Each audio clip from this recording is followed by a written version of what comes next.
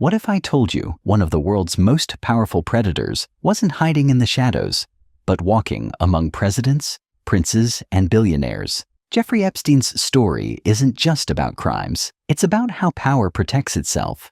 In this video, we uncover how he rose, who protected him, and why so many questions remain.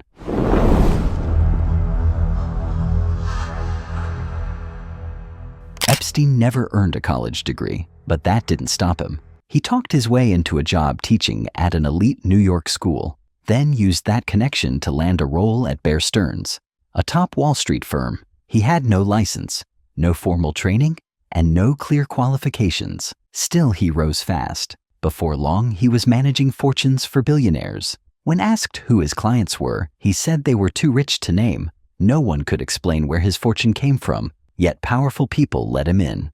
Epstein thrived on mystery, charm, and just enough credibility to be useful. And in those circles, that was often enough.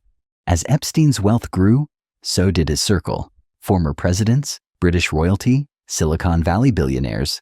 Some of the world's most powerful names appeared alongside him. His Manhattan mansion, private jet, and island weren't just signs of wealth. They were social spaces for the elite. Epstein offered introductions, funding, and private access. In return, he gained trust and protection. He gave large donations to universities, sponsored scientific research, and hosted gatherings where the powerful could meet in private. His homes were wired with cameras. His staff was carefully selected. Guests came and went. Names logged on flight records and visitor lists. Young women were often present, sometimes introduced as assistants or guests. No one intervened.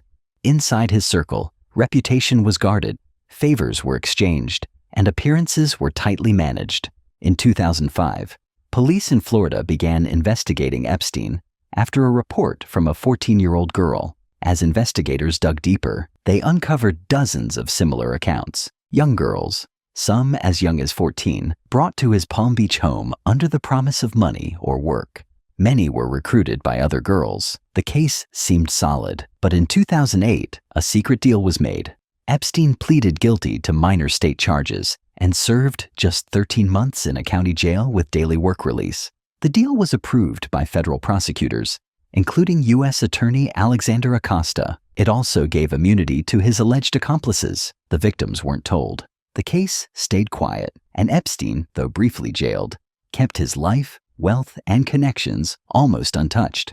Epstein owned a private island in the U.S. Virgin Islands called Little St. James. Many locals called it Pedophile Island because of what people said happened there. Survivors later explained how young girls were flown in from different places. Some were brought there with promises of jobs or money, then abused. Staff on the island followed strict rules. Boats were kept away. Security cameras were everywhere. His private jet, often called the Lolita Express, carried both girls and famous guests. Flight records showed big names from politics, business, and entertainment. Many people visited the island, but almost no one faced consequences. It was a hidden world running for years, right in plain sight.